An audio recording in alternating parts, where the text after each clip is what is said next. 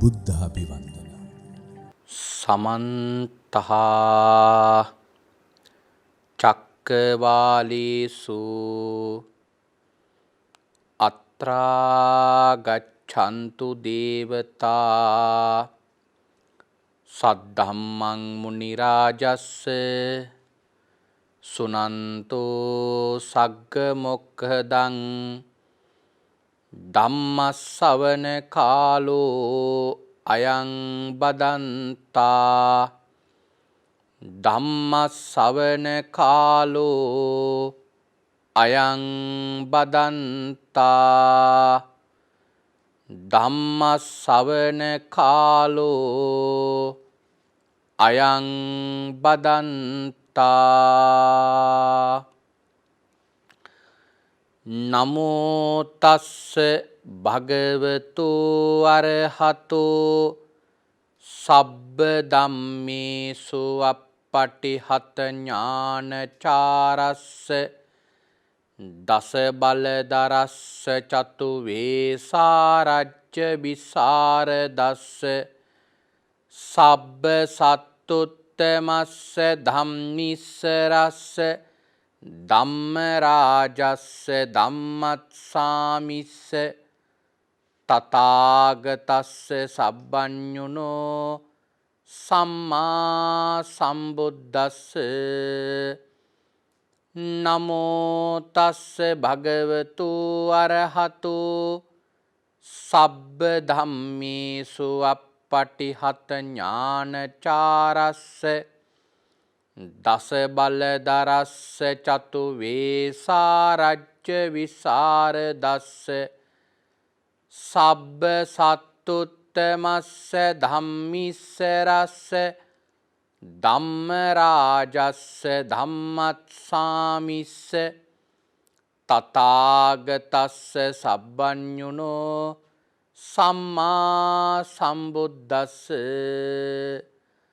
නමෝ තස්ස භගවතු අරහතු සබ්බ ධම්මේසු අප්පටිහත ඥානචාරස්ස දස බලදරස්ස චතු වේසාරජ්‍ය විසරදස්ස සබ්බ සත්තුත්තමස්ස ධම්මිස්සරස්ස ධම්මරාජස්ස ධම්මත්සාමිස්ස තථාගතස්ස සබ්බඤුනෝ සම්මා සම්බුද්දස්ස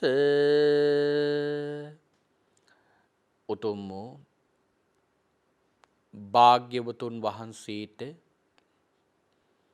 මාගේ උතුම් නමස්කාරය වේවා.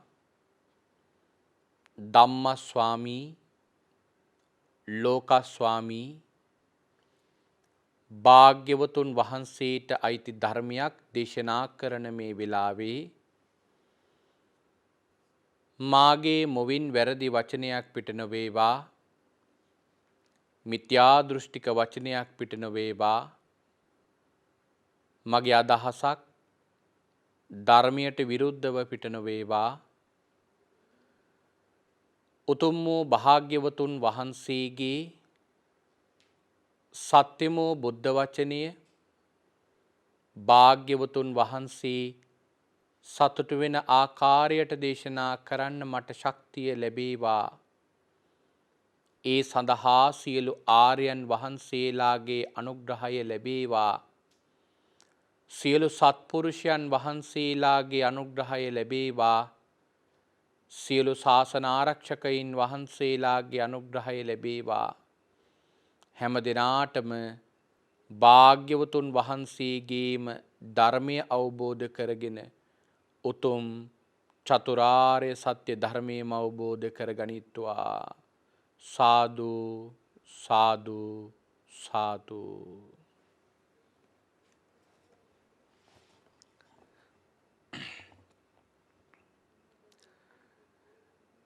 ධර්ම ශ්‍රවණා පිලාසී ශ්‍රද්ධා බුද්ධි සම්පන්න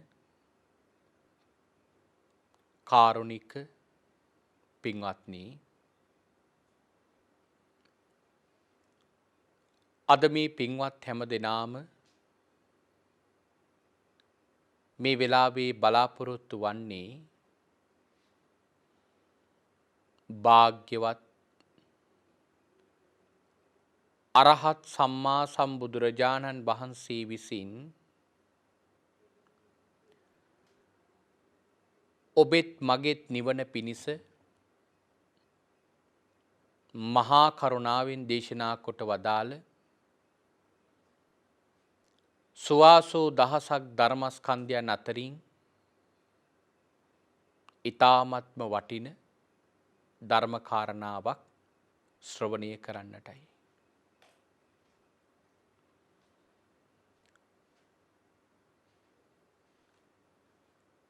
අද මා විශේෂ කාරණාවක්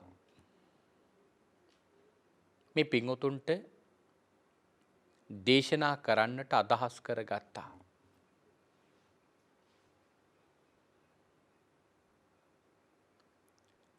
පින්වතුනි, අපි මේ ඉපදිලා ඉන්න භවය ඊටාම වාසනාවන්ත භවයක්. මේ භවයේ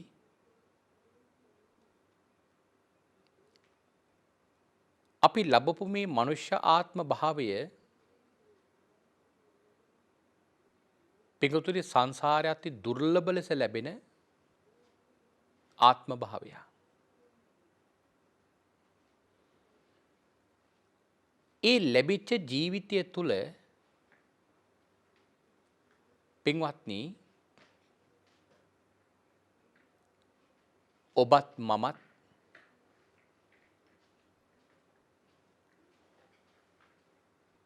මේ සංසාර භවයේ බොහෝ ලෙස පාරමිතා පුරාගෙන ලැබපු ජීවිතයක්.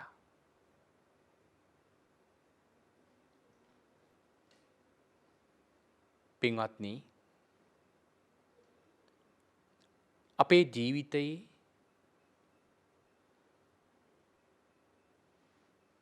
ලැබිච්ච මේ ආත්ම භාවය තුළ අපි මොනවද පින්වතුනි ජීවිතේ කළ යුත්තේ? අපි මොන වගේ කැපකිරීමක් මේ ජීවිතේ සිදු කරගත යුතුද? මේ කාරණාවල් ජීවිතයට එකතු කර ගැනීම ඊටාම වටිනවා.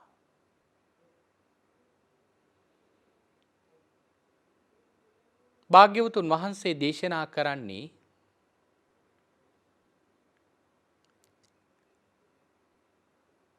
මේ ජීවිතයේ අපිට මේ සංසාර ගමනින් එතර වෙන්නට නම් මූලිකවම පවත්වා ගත යුතු ධර්ම කාරණාව වන්නේ ශ්‍රද්ධාවයි. ශ්‍රද්ධාව තමයි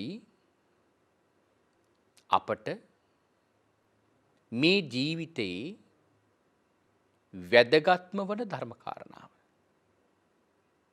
ඒක තමයි ආරම්භය.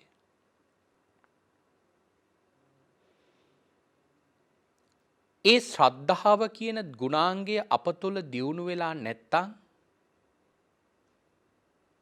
අපට මොනතරම් ධර්මතා අපි ළඟ තිබුණත් පිටුතුරේ කවදාවත් මේ නිර්වාණයට අපට යන්නට පුළුවන් කමක් නැහැ. භාග්‍යවතුන් වහන්සේ ඒ කාරණාව දේශනා කරනවා. උන්වහන්සේ සම්මා සම්බුද්ධත්වයට පත් වෙලා සියලු සත්වයන් වෙනුවෙන් ධර්ම දේශනා කරන්නට සහම්පති මහා බ්‍රහ්ම රාජයා ආරාධනා කරපු වෙලාවේ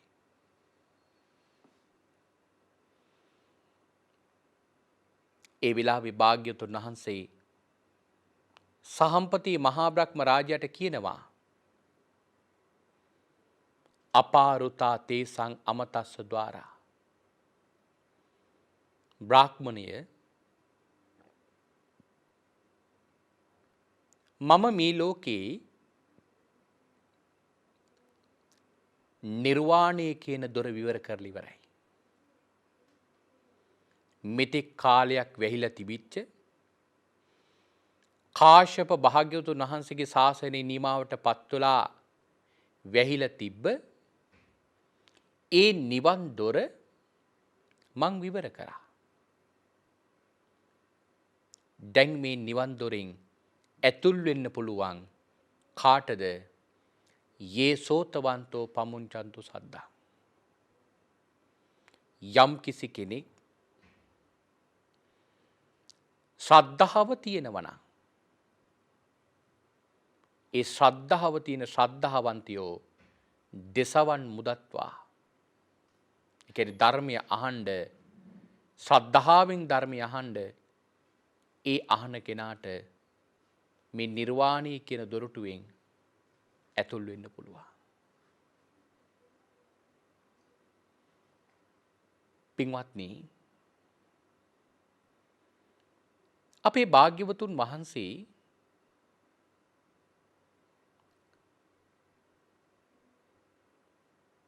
දේශනා කරන්නේ දියුණු කරගත යුතුම කාරණාව තමයි ශ්‍රද්ධාව.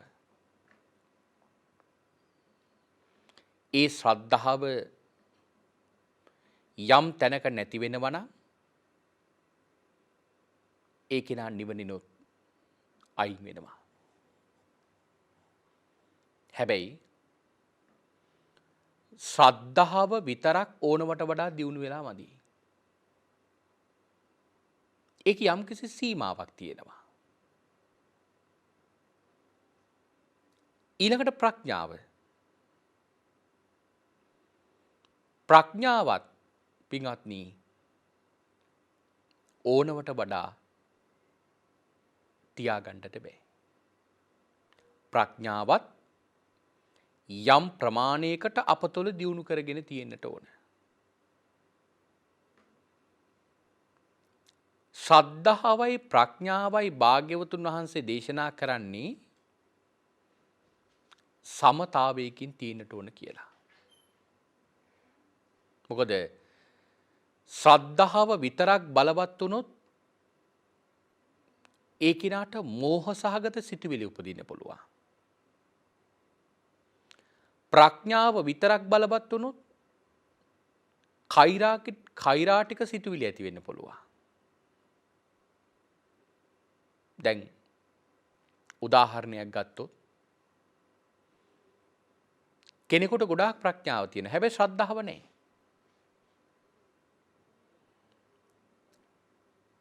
ඒ කෙනා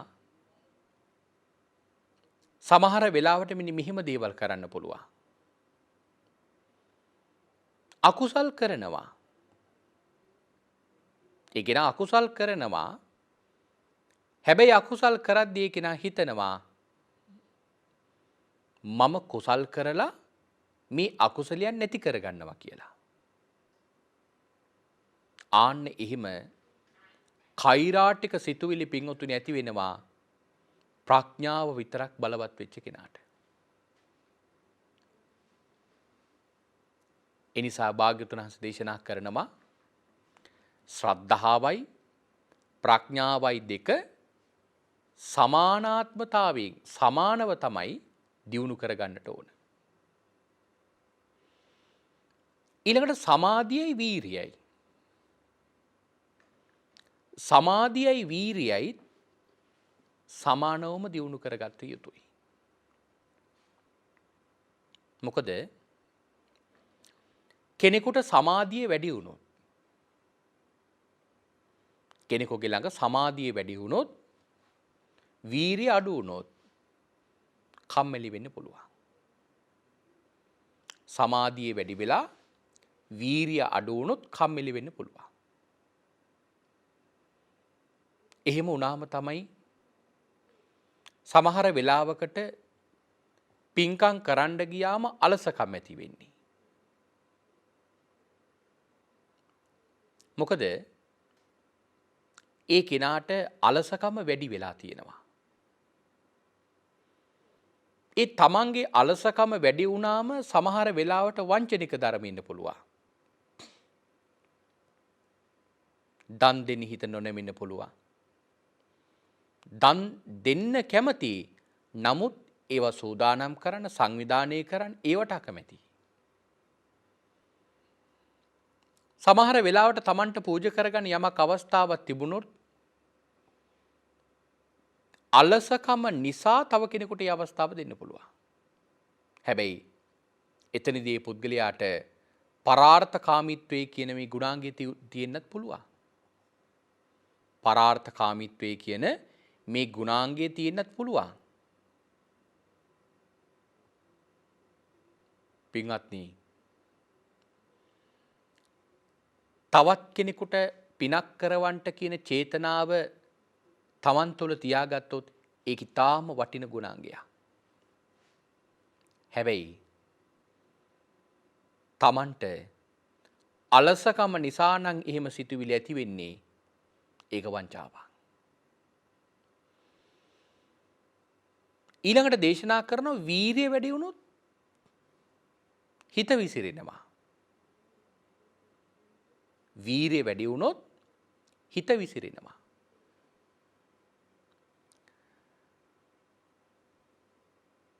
දැන් උදාහරණයක් ගත්තොත් සෝන කොටිකන්න හාමුදුරුවෝ. සෝන කොටිකන්න මහරහතන් වහන්සේ රහත් බව ලබන්න බැරි වෙනවා දීර්ඝ කාලයක් වීරිය වඩලා. උන්වහන්සේ ගිහි කාලේ බොහෝ අධික සැප සම්පත් විඳිනවා. මේ සෝන කොටිකන්න හාමුදුරුවෝ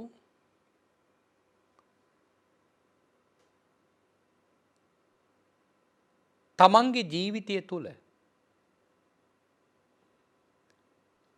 මහ පොළොවට පය තියලා නැහැ.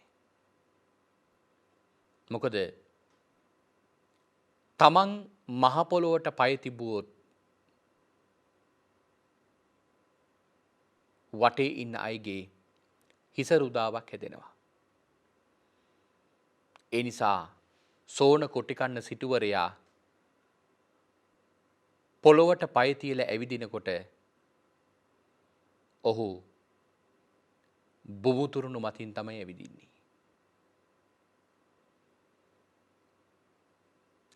ඊළඟට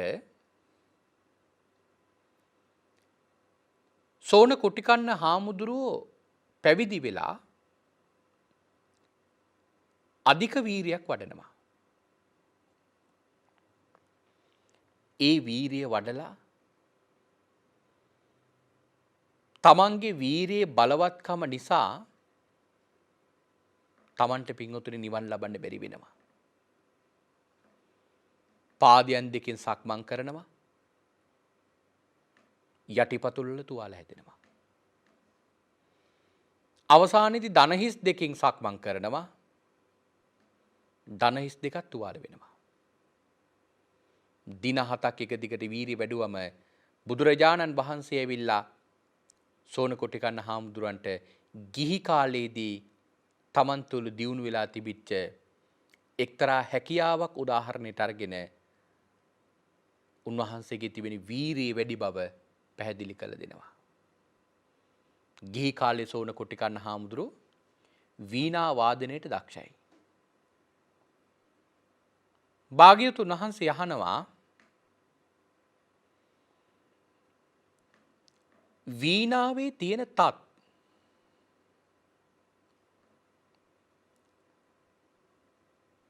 තද කළොත් වීණාවේ තියෙන තත් තද කළොත් નિયમિત වාදනීය වීණාවෙන් ගන්න බෑ. වීණාවේ තත් බුරුල් කරොත් ඒත් નિયમિત ස්වරය ගන්න බෑ. ඒක මධ්‍යම ප්‍රමාණයට තියාගන්නට ඕන. ආන්නේ වගේ ශ්‍රද්ධාව වීරිය වැඩි වුණත් බෑ, වීරිය අඩු වුණත් බෑ, වීරිය මද වශයෙන් තියාගන්නට ඕන. ඒ නිසා භාග්‍යවතුන් වහන්සේ දේශනා කරනවා ශ්‍රද්ධාවයි ප්‍රඥාවයි සමාන වෙන්නට ඕන, සමාධියයි වීරියයි සමාන වෙන්නට ඕන.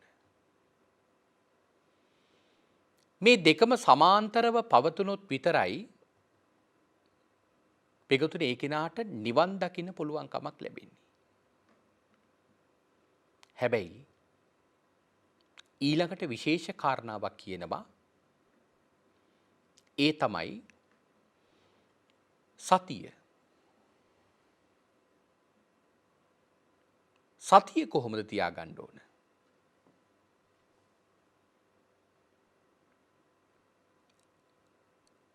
භාග්‍යවතුන් වහන්සේ දේශනා කරනවා සතිය කියන මේ ධර්මතාවය නම්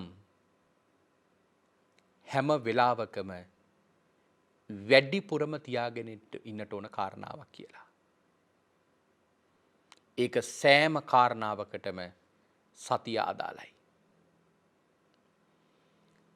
හරියට භාග්‍යවතුන් වහන්සේ උදාහරණයක් කියනවා සියලු ව්‍යංජන වලට ලුණු එකතු කරනවා වගේ. සියලු ව්‍යංජන වලට ලුණු එකතු කරනවා වගේ සිහිය කියන එක සෑම කාරණාවකටම අදාළයි කියලා. එහෙනම් මේ නිර්වාණ මාර්ගයේ බලවත්ම ඉන්ද්‍රිය තමයි සතිය කියලා කියන්නේ. මොකද මේ ඉන්ද්‍රිය කියලා කියන්නේ? දැන් මේ ධර්මතාවයන් සද්ධාව, වීරිය, සතිය, සමාධිය, ප්‍රඥාව කියන මෙන්න මේ ධර්මතාවයන් බල මට්ටමට වර්ධනය කරගන්නත් පුළුවන්, ඉන්ද්‍රිය මට්ටමට වර්ධනය කරගන්නත් පුළුවන්. කොහොමද මේ බල මට්ටමට වර්ධනය කරගන්නවා කියන්නේ? ශ්‍රද්ධාව බල මට්ටමට වර්ධනය කරගන්නවා කියලා කියන්නේ තමන් තුළ උපන් ශ්‍රද්ධාව තවත් කිසිම දෙයකින් නසන්නට බැරි වෙන්නට ඕන. හරියට ගහක් වැටෙනකොට ඒ ගහට යම් ආධාරකයක් දීලා ඒ ගහ රඳා පවත්වා ගන්නවා වගේ කෙනෙකුගේ සිත ශ්‍රද්ධාවෙන් සකස් කරගත්තොත් අර ගහ වැටෙනවට ශක්තිමත්ව තබල තිබෙන බලය වගේ මේ ශ්‍රද්ධාව නම් වූ බලය ශක්තිමත්ව තබා ගන්නට ඕන. ඒ ශ්‍රද්ධාව කිසිම තැනකදී පින්වත්නි බිඳ ගන්නට බෑ. බැරි වෙලාවක්වත් එහෙම ශ්‍රද්ධාව බිඳගත්තොත් ඒ ශ්‍රද්ධාව බිඳගත්තොත් ඒ කෙනාට එකකින් අනර්ථයක් වෙනවා.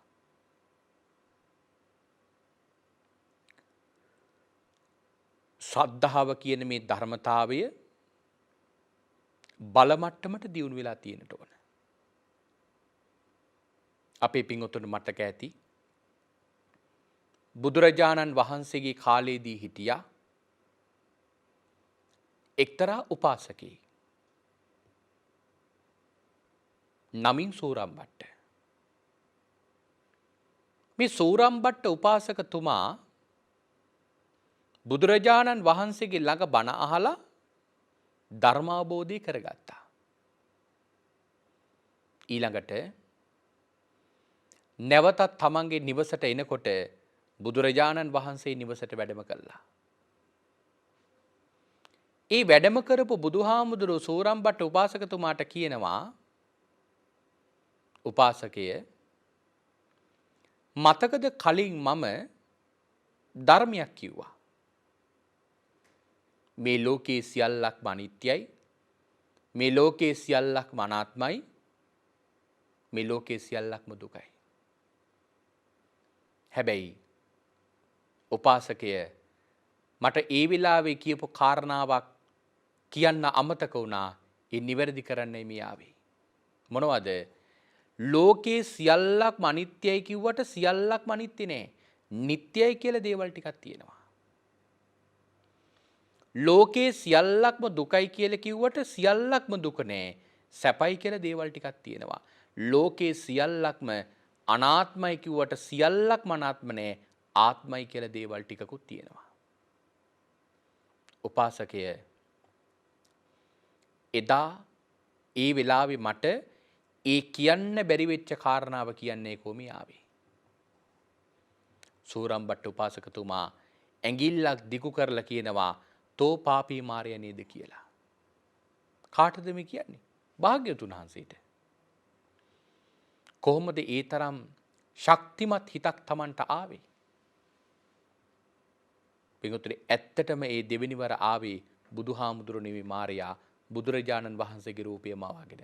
කොහොමද සූරම්බට්ට උපාසකතුමා අඳුනගත්තේ? බුදු කෙනෙකුට නම් කවදාවත් වරදින්නේ නැහැ. බුදුරජාණන් වහන්සේගේ ළඟ අද්වෙච්ච කතා හොන්ති වචන දෙකක් නෑ. යමක් කිව්වොත් කිව්වම තමයි. අමතක වෙන්නේ, මග හැරෙන්නේ එහෙම නෑ. බලන්න තමන්ගේ ශ්‍රද්ධාව සූරම්බට්ට උපාසකතුමා මාරයා නිසාවත් බිඳගත්තේ නෑ. ඇයි? ශ්‍රද්ධාව බලයක් මට්ටමට දියුණු වෙලා තියෙනවා. ඊළඟට බලන්න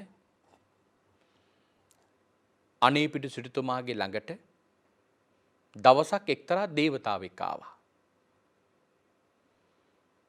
ඒ දේවතාව අනේපිඩු සිටුතුමාගේ මාලිගාවේ 4 වෙනි ద్వාර කෝෂ්ඨකයට අධිග්‍රහිත හිටපු දෙව්දුවා.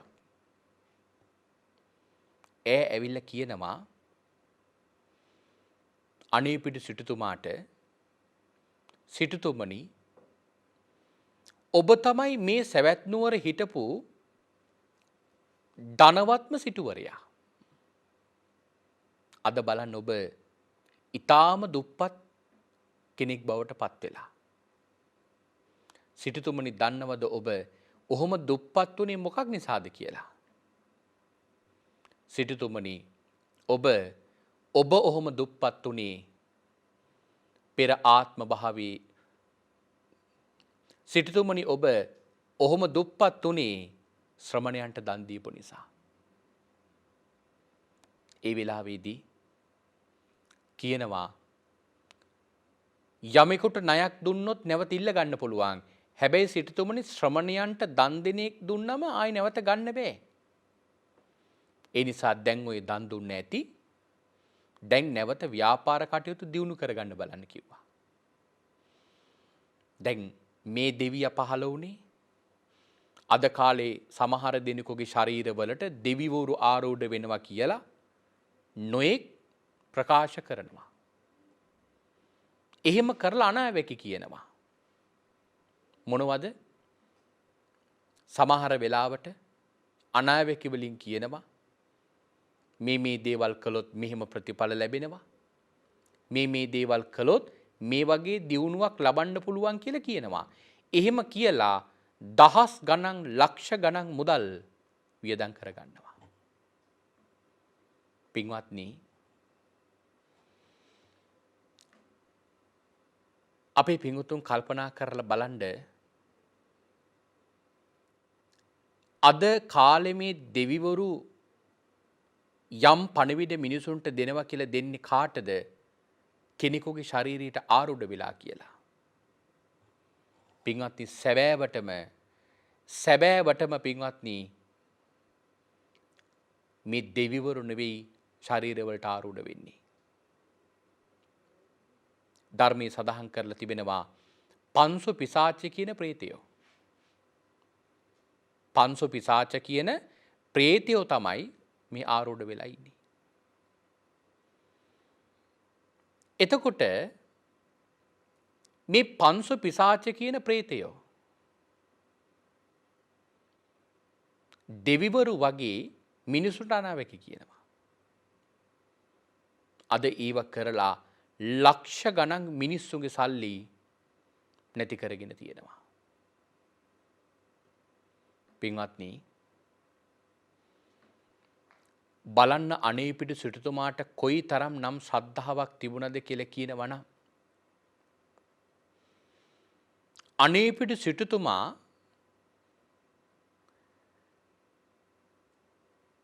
දැන් මේ ඉන්නේ සැබෑම දෙවියෙක්ගේ ළඟ. නමුත් අනේපිඩු සිටුතුමා එක පාරටම කියනවා සිටුතුමා කියනවා නුඹ නෙවෙයි නුඹ වගේ 100 දෙනෙක් ආවත් නුඹ වගේ 1000ක් ආවත් නුඹ වගේ ලක්ෂයක් ආවත්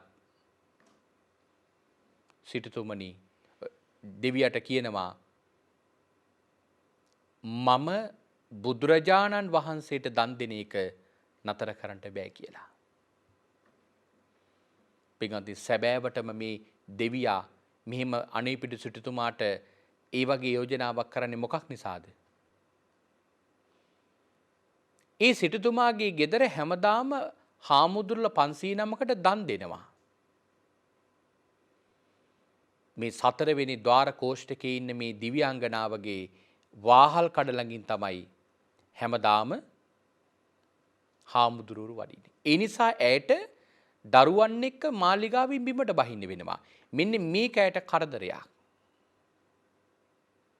ආන්න ඒ නිසා පින්වත්නි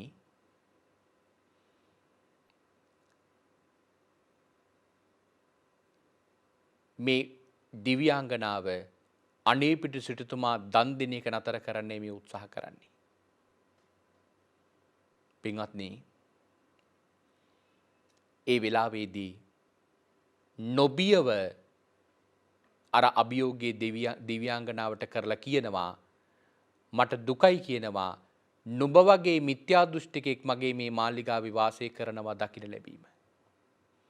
දැන්ම මේ වෙලාවෙම මේ මාලිගාවෙන් පිට වෙලා යන්න කියනවා. අන්තිමට ශක්‍ර දෙවියන්ගෙන් උපකාර ලබාගෙන තමයි සිටුතුමාව යාළු කරගත්තේ. නැත්තම් ඇයට විමානෙත් නැති වෙනවා. බලන්න පින්වතුනි අනේපිඩු සිටුතුමාට කොයිතරම් ශ්‍රද්ධාවක් තිබුණද? අද කාලේ මිනිසුන්ව තිසරණයෙන් පවා අයින් කරනවා මේ වගේ මිත්‍යා මතවලින්.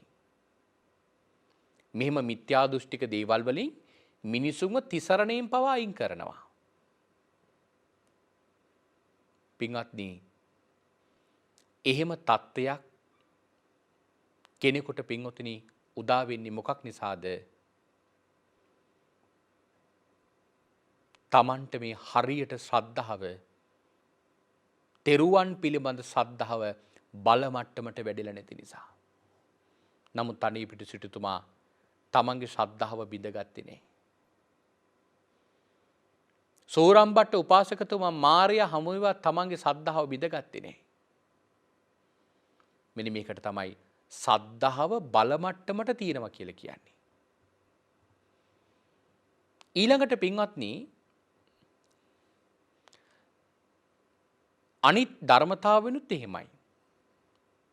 සද්ධාව, වීරිය, සතිය, සමාධිය, ප්‍රඥාව මේ හැම දෙයක්ම බල මට්ටමටත් දියුණු කරගන්න ඕනේ, ඉන්ද්‍රිය මට්ටමටත් දියුණු කරගන්න ඕනේ. ඉන්ද්‍රිය මට්ටමට කියලා කියන්නේ පින්වත්නි තමන්ගේ සද්ධාව හෝ වේවා අනිකුත් ධර්මතාවයක් හෝ වේවා වෙනත් කිසිදු දෙයකින් කරගන්න බැරි කාර්යයක් යම් ධර්මතාවයකින් කරනවා නම් ඒක ඉන්ද්‍රිය මට්ටමට දියුණු වෙලා. දැන් බල මට්ටමට දියුණු වෙලා කියලා කිව්වේ සද්ධාව කිසිම ප්‍රතිපක්ෂ ධර්මයකින් කඩන්නට බෑ. වීරිය කිසිම ප්‍රතිපක්ෂ ධර්මයකින් කඩන්නට බෑ.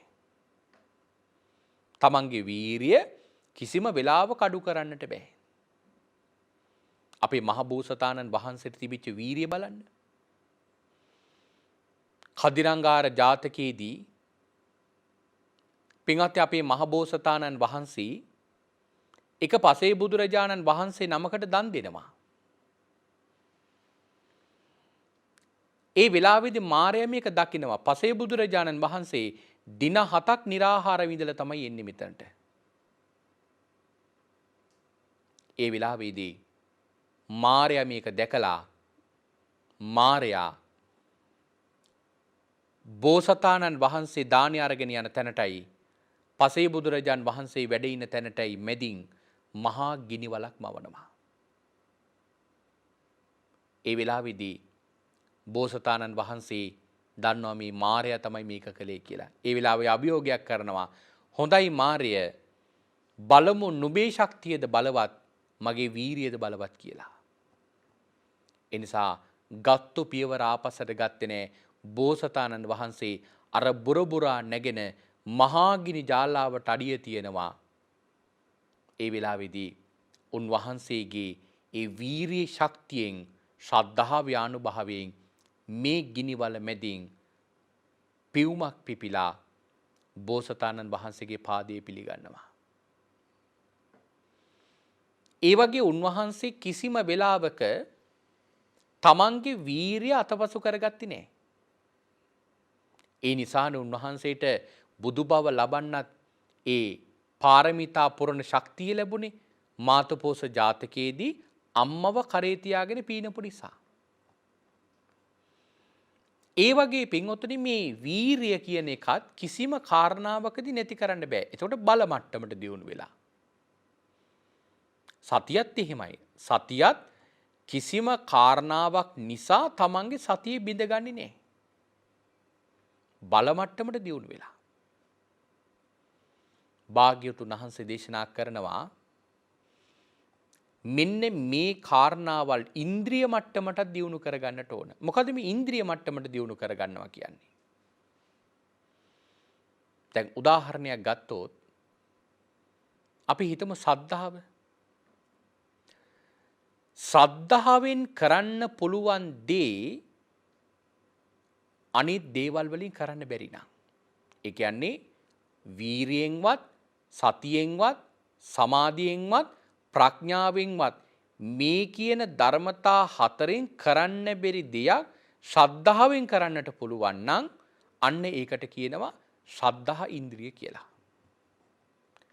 ශ්‍රද්ධාවෙන්වත්, සතියෙන්වත්, සමාධියෙන්වත්, ප්‍රඥාවෙන්වත් මේ ධර්මතා හතරෙන් කරන්න බැරි දෙයක් වීරියෙන් කරන්නට පුළුවන් නම් අන්න ඒකට කියනවා වීරිය ඉන්ද්‍රිය කියලා.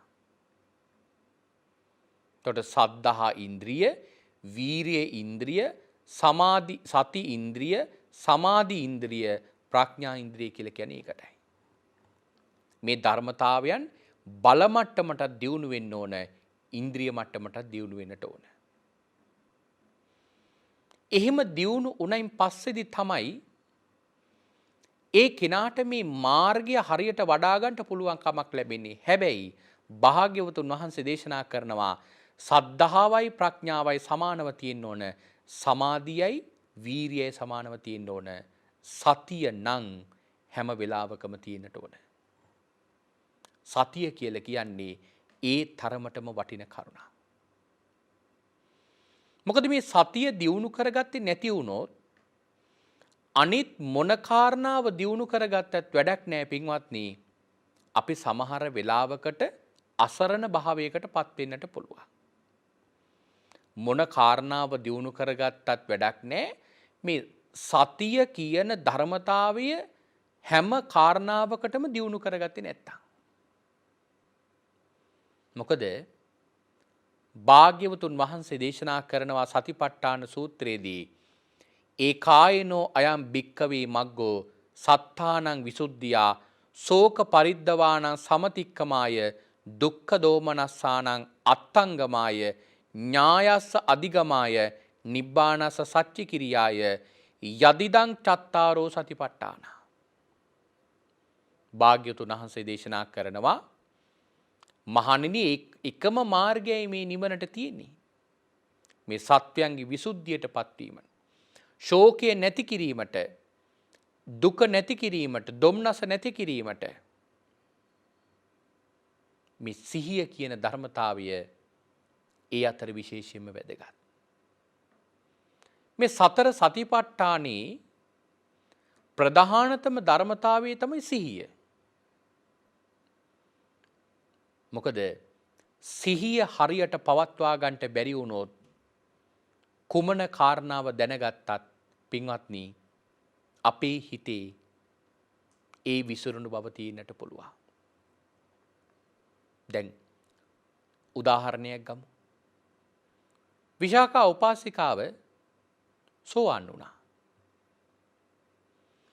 නමුත් මේ විශාකා උපාසිකාව පින්වත්නි සෝවාන් ඵලය ලබලා විශාකා උපාසිකාව සෝවාන් ඵලය ලබලා ඉන්න වෙලාවකදීම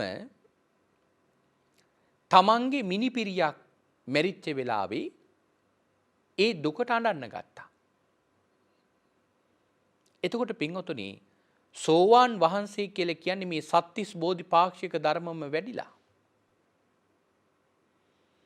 සක්කාය දිට්ඨිය, විචිකිච්ඡාව, සීලබ්බත පරාමාස කියන මේ සංයෝජන ධර්ම තුනම සම්පූර්ණයෙන්ම නැති කරලා එන මේ අනිත්‍ය දුක්ඛ අනාත්ම කියන ත්‍රිලක්ෂණය වටහාගෙන ඉන්න කෙනෙක් සෝවාන් වහන්සේ කියලා කියන්නේ. නමුත් විශාකාව තමන්ගේ මිනිපිරිය මැරිච්ච වෙලාවේ ඇඬුවේ මොකක් නිසාද? ඇයට මේ අනිත්‍යතාවය තියෙනවා. ප්‍රඥාවෙන් දන්නවා සියලු දේ අනිත්‍යයි කියලා. ඒ අනිත්‍යතාවය නිසා මේ දුක හටගන්නවා කියලා. ආත්මයි කියලා දෙයක් නැහැ කියලා. විශාකාව ඒක හොඳටම දන්නවා. එහෙනම් ඇඬුවේ සිහිය නැති නිසා. ආන්නේකේ සඳහන් කරන්නේ කොයිතරම් කරුණු කාරණාවල් දැනගත්තත් වැඩක් නැහැ. පින්වත්නි සිහිය හරියට පවත්වා ගන්න බැරි වුණොත් තමන්ටම නොඑක් අලාභයන් වෙන්නට පුළුවන්. ඒ සිහිය පින්වතුනි හැම වෙලාවකම දියුණු කර ගන්නට ඕන. හරියට සිහිය වඩන කෙනාට තමන්ගේ හිතේ තියෙන මේ දුම්නස දුක්ඛ දෝමනස්යන් නැති කර ගන්නත් පුළුවන්. ඒ වගේම තමයි ශෝක පරිදේවයන් නැති කර ගන්නත් පුළුවන්. මේ කාරණාවල් දෙකම තමන්ට නැති කර ගන්නට පුළුවන් හරියට තමන් සිහිය පවත්වාගෙන කටයුතු කරනවා නම්. හොඳම උදාහරණය තමයි පින්වත්නි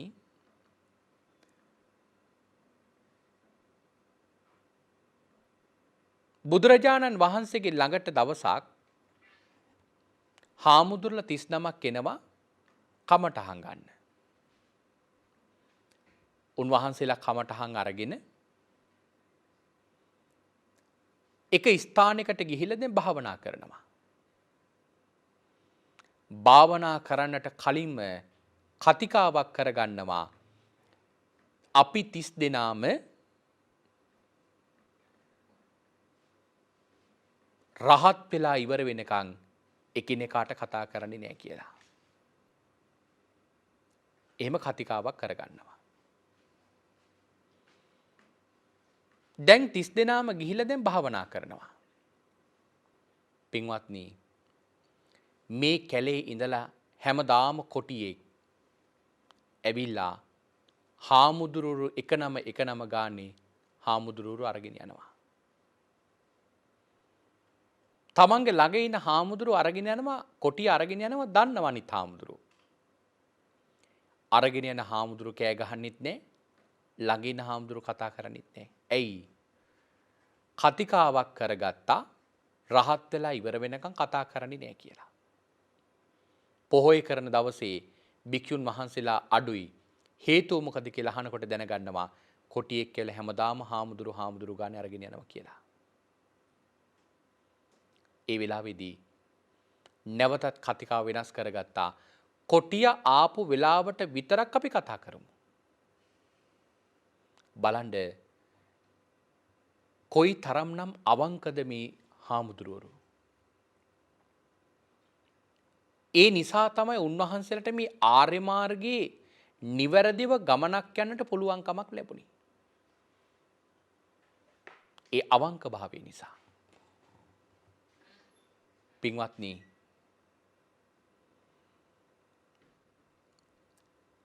උන්වහන්සේලා පළවෙනි කතිකාව කරගන්නකොට කතා කරගත්තේ නෑ අපි මැරෙන වෙලාවෙදිවත් කතා කරගමු කියලා. එහෙම කතිකාවක් කරගත්තේ නෑ. දැන් දෙවන කතිකාවතේදී වෙනස් කරගත්තා කොටිය එන වෙලාවට විතර කතා කරමු කියලා. දැන් උන් ආයිමත් භාවනා කරනවා සුපුරුදු පරිදි කොටිය එනවා. එක හාමුදුරු කෙනෙක් අරගෙන යනවා. ළඟ ඉන්න හාමුදුරන්ට කියනවා අරගෙන යන හාමුදුරුවෝ ඇවැත්නි කොටිය කියලා. එච්චරයි. හයියෙන් කෑ ගහන්නේ. ඇවැත්නි කොටිය. ඒ වෙලාවේදී අර අනිත් හාමුදුරුලා දඬු අරගෙන ගිනි පෙළෙලි අරගෙන කොටියාගේ පස්සෙන් යනවා. කොටියා බොහොම උපායශීලීව එක්තරා කන්දක් උඩකට යනවා. දැන් එතනට හාමුදුරුවන්ට ඉන්න බෑ. මේ වෙලාවේදී මේ පහළ ඉන්න හාමුදුරුවරු උඩ ඉන්න හාමුදුරන්ට කියනවා ආයුෂ්මතුනි මෙතන භාවනා කරන්න කමටහන දුන්නේ බුදුහාමුදුරුවෝ. භාග්‍යවතුන් වහන්සේ තමයි මෙතන කමටහන දුන්නේ අපිට භාවනා කරන්න ඉන්නේ. එහෙනම් ඒකාන්තයෙන්ම අපට තියෙන මේ දුක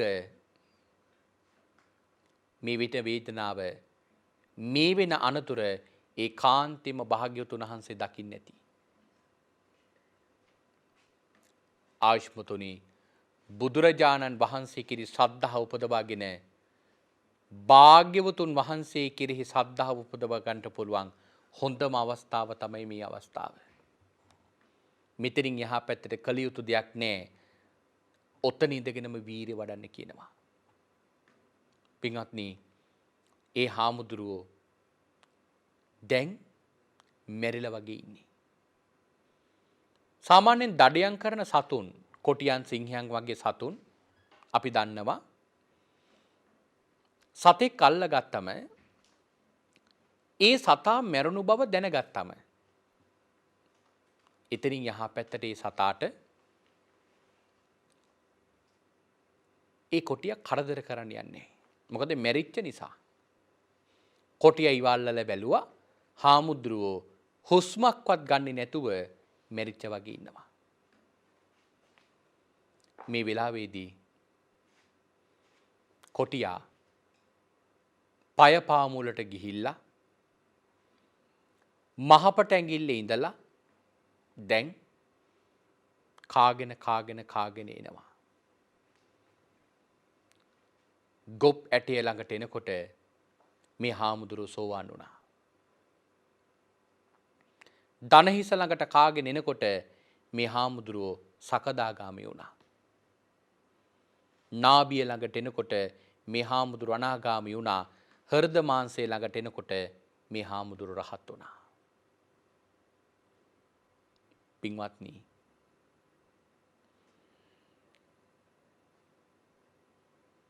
කොයි තරම් නම් සිහියක් මේ හාමුදුරුවන්ට තිබුණද? තමන්ට උසස් සිහියක් තිබුණි. ඒ සිහිය නිසාම පින්වතුනි බලන්න තමන්ගේ දුක නැති කරගෙන ඒ වීරිය වඩපු ආකාරය. ඊතරම් වීරියක් වඩන්නට තමන්ට පුළුවන්කමක් ලැබුණේ සිහිය හරියට පවත්වාගෙන කටයුතු කරපු නිසා. එනම සිහිය කියන ධර්මතාවය අනිවාර්යයෙන්ම අත්‍යවශ්‍යයි. භාග්‍යවතුන් වහන්සේ මේකට දේශනා කරන්නේ හරියට අපි මේ කෙලෙස් අපේ හිතට එනකොට දැන් මට මේ ක්ලේශය ආවා, දැන් මට මේ ක්ලේශය තමයි ආවේ කියලා හැම වෙලාවකම මෙනෙහි කරනවා වගේ සිහියක් තමන්ට දියුණු වෙලා තියෙනට ඕන. ඒ සිහිය අනිවාර්යයෙන්ම අත්‍යවශ්‍යයි මේ නිර්වාණ මාර්ගයට. මොකද එය යම් තැනක හෝ නැති වුණොත් අපේ හිත අසරණ වෙන්න පුළුවන්. දැන් බලන්න බුදුරජාණන් වහන්සේගේ ශාසනයේ සමහර ශ්‍රාවකයෝ බුදුරජාණන් වහන්සේට විරුද්ධව කටයුතු කළා. දැන් උදාහරණයක් හැටියට ගන්නවා නම් භාග්‍යවතුන් වහන්සේගේ ශාසනයේ සුදම්ම කියලා එක හාමුදුරු නමක් හිටියා. බුදුරජාණන් වහන්සේගේ අග්‍ර උපාසක චිත්ත ගෘහපතිතුමා. චිත්ත ගෘහපතිතුමා කියලා කියන්නේ බුදුරජාණන් වහන්සේගේ ශාසනයෙහි මනා ශ්‍රද්ධාවකින් කටයුතු කරපු කෙනෙක්. චිත්ත ගෘහපතිතුමා දවසක් අග්‍ර ශ්‍රාවකයන් වහන්සේලා දෙනමට දානිකට ආරාධනා කරා. ඒ චිත්ත ගෘහපතිතුමා ඊළඟට ගිහිල්ලා සුදම් මහා මුදුරන්ට දානෙට ආරාධනා කරා. චිත්ත ගෘහපතිතුමා මුලින් තමන්ට ආරාධනා කරන්නේ නැතුව තමන්ට අන්තිමට ආරාධනා කරපු නිසා සුදම් මහා මුදුරෝ චිත්ත ගෘහපතිතුමාත් එක්ක කේන්ති ගත්තා. පින්වත්නි, ඒ වෙලාවේදී චිත්ත ගෘහපතිතුමාගේ වරදක් හරි කරුණක් වැරදි කරුණක් ලෙස බුදුරජාන් වහන්සේට ගිහිල්ලා කිව්වා. ඊට පස්සේදී භාග්‍යවතුන් වහන්සේ සුදම් මහා මුදුරන්ට චෝදනා කරලා සමාව ගන්න කිව්වා. පිටුතුනි, මේ සුදම් මහා මුදුර කියලා කියන්නේ බුදුරජාණන් වහන්සේගේ ශාසනය ගැන පැහැදිලා භාග්‍යවතුන් වහන්සේගේ ශාසනයට ආවේ නිවන් දකින්න කියන අරමුණ හිතේ තියාගෙන. එහෙම ආපෝ මේ සුදම් මහා මුදුරෝ තමන්ගේ හිත ක්ලේශයකින් යට වෙලා තමන්ව පාලනය කරන ගන්න මට්ටමට ආවා. අවසානයේදී උන්වහන්සේ චිත්ත ගෘහපතිතුමාගේ සමාවත් ගන්නවා, රහත් බවත් ලබනවා. හැබැයි අර තමන්ගේ හිත කෙලෙස් වලින් යට වෙච්ච නිසා තමන්ට හරියට සිහිය උපදවා ගන්න බැරි වුණා. එහෙම ඕනතරම් ශ්‍රාවකයෝ බුදුහාමුදුරන්ගේ කලේ වැඩ ඉඳලා තියෙනවා. නිවන් දකින්න කෙනේ චේතනාවම ඇවිල්ලා සමහර වෙලාවට බුදුරජාණන් වහන්සේට විරුද්ධව කටයුතු කරලා තියෙනවා. නාග සමාල කියලා හාමුදුරු නම බුදුරජාණන් වහන්සේත් එක්ක පිණ්ඩපාතේ වඩිනවා. නැවත විහාරයට යනකොට බුදුහාමුදුර එකපාරකින් යන්න හදනකොට නාග සමාල හාමුදුරුවෝ කියනවා, නෑ ස්වාමීන් අපි මේ පාරේ යමු.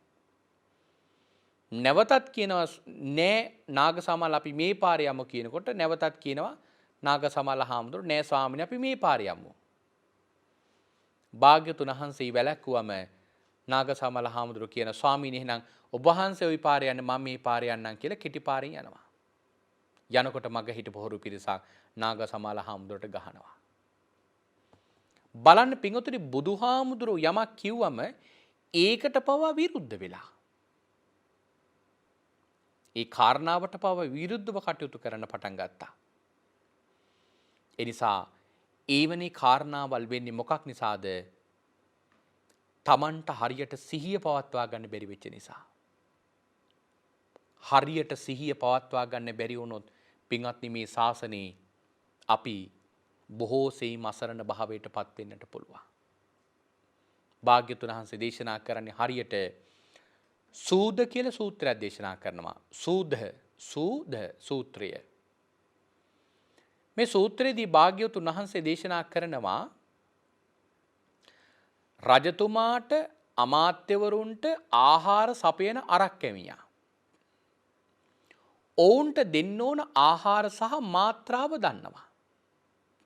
දැන් ව්‍යංජන හදලා ඒවා රජතුමාට පිළිගන්නනකොට ඒ රජතුමාගේ ඉරියව් වලින් දන්නවා රජතුමාගේ අවශ්‍යතාවය මොනවද කියලා. තමන් දාපු ලුණු ප්‍රමාණය, තමන් දාපු අමුද්‍රව්‍ය, තමන් දාපු කුළුබඩු, ව්‍යංජන වලට දාපු ආකාරය දන්න නිසා රජතුමා සමහර ආහාරවලට කැමැත්තක් දක්වන, සමහර ආහාරවලට අකමැත්තක් දක්වනවා. දෙතුන් වර බෙදා ගන්නකොට දන්නවා මේ ආහාරයට තමයි කැමති කියලා රජතුමා. එතකොට එකවරක් විතරක් බෙදා ගන්නවා. යම්තමින් බෙදා ගන්නකොට දන්නවා එහෙනම් මේ ආහාරයට රජතුමා කැමති නැහැ කියලා. ආන්න එහෙම අරක්කැමියා රජතුමාගේ ඉරියව් හඳුනාගෙන කැමති ආහාර අකමැති ආහාර මොනවද කියලා හඳුනා ගන්නවා. අන්න ඒ වගේ පින්වත්නි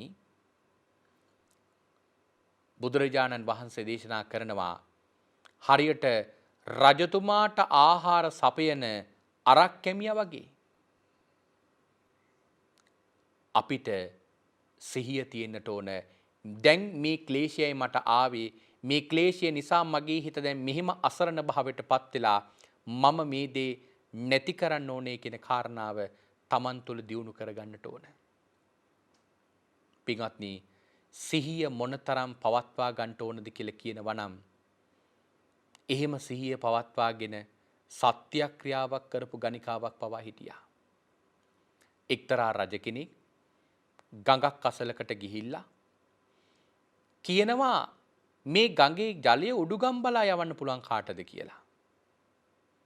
සුළු මොහොතකින් ගඟේ ජලය උඩුගම් බලා යනවා. ඒ වෙලාවේදී රජතුමා අහනවා කවුද මේක කළේ? බලනකොට ගණිකාවක් ඉදිරිපත් වෙනවා. අහනවා නීච කාන්තාව නුඹ කොහොමද මේක කළේ කියලා අහනවා. ඒ වෙලාවේ කියනවා සත්‍යක්‍රියාවක් කළා. මොකද්ද සත්‍යක්‍රියාව? මහරජ මගේ ළඟට එන සෑම පුරුෂයෙකුටම මම සමානව සැලකුවා. ඒක සත්‍යයි. ඒ සත්‍යානුභාවයෙන් මේ ගඟ ගුඩු උවම් බලා යන්න කියලා කිව්වා. සත්‍යක්‍රියා කරා කිව්වා. බලන්න මොනතරම් සිහියක් ඒ කාන්තාවට තිබිලා තියෙනවද? පින්වතුනි යම්කිසි අම්මා කෙනෙකුට සමානව තමන්ගේ දරුවන්ටවත් සලකන්න බෑ. තමන්ගේ දරුවන්ටවත් සමානව සලකන්න බෑ.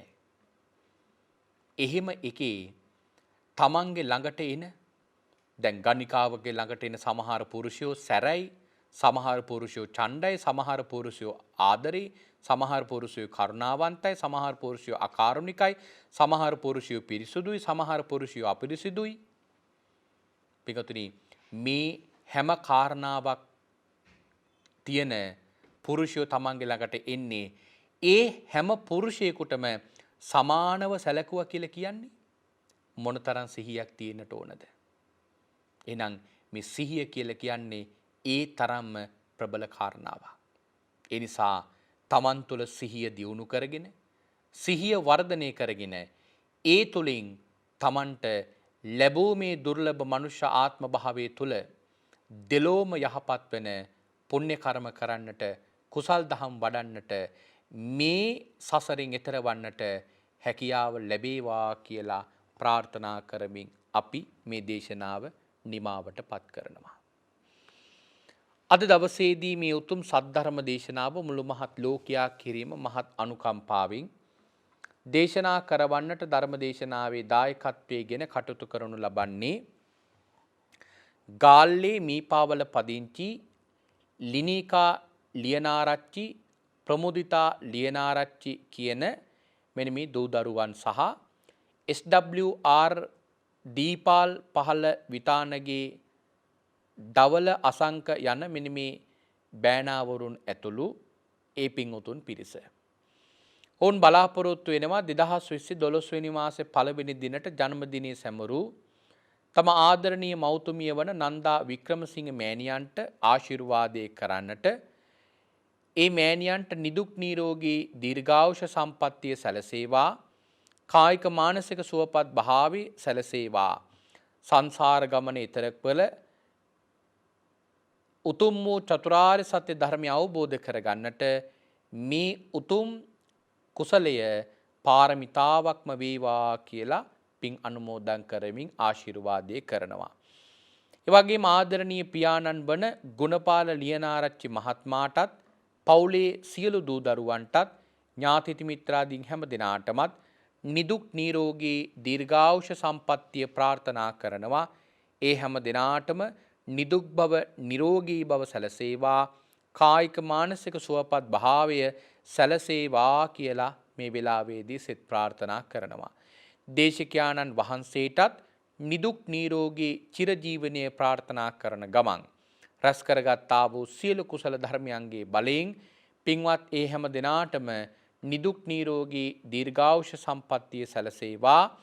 ඒ වගේම මෙත් සදහම් විකාශයේ කාර්ය මණ්ඩලයටත් මේ සියලු කුසල් අනුමෝදන් වේවා.